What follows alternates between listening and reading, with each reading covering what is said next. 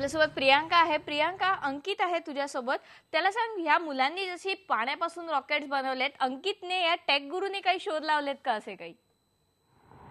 नक्कीच मी त्याला विचारते, पण तो सध्या त्याचं संशोधन चाललंय माझ्या फोनवरती. कारण आता आपण जसं दिल्ली 6 बद्दलचं ऐकत होतो पॅकेज, तसंच तो दिल्ली 6 अजूनही गाड्या ट्रान्सफरच करतोय. ते झालंय का तुझं finally transfer? I don't know. Nokia and blackberry don't love each other. हा, एक्झॅक्टली. त्यांचं सगळ्यांचं भांडण आहे दोघांमध्ये. बरोबर. मला सांग की जसं आता मी एक बघितलं की 9वीतल्या मुलांनी रॉकेट्स बनवली आणि वॉटर रॉकेट्स होती ती.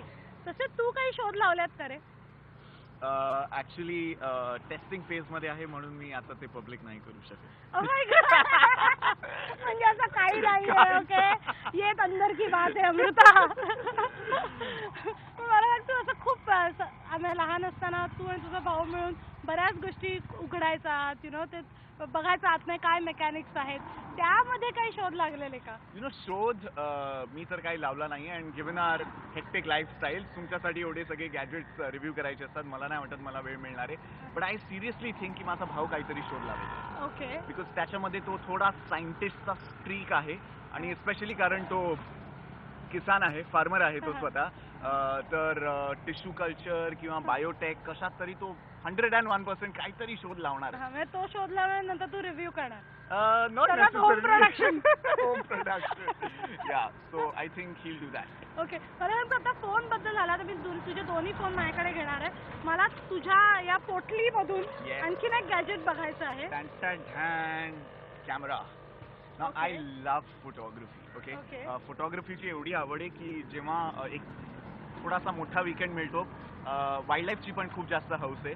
तर भावाबरोबर आम्ही निघतो.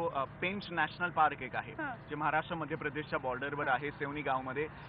Beautiful place, amazing wild life. तिकडे लेपर्ड, टायगर, चीतल, सांबर एवढं मस्त सायटिंग होत असतं तिकडे.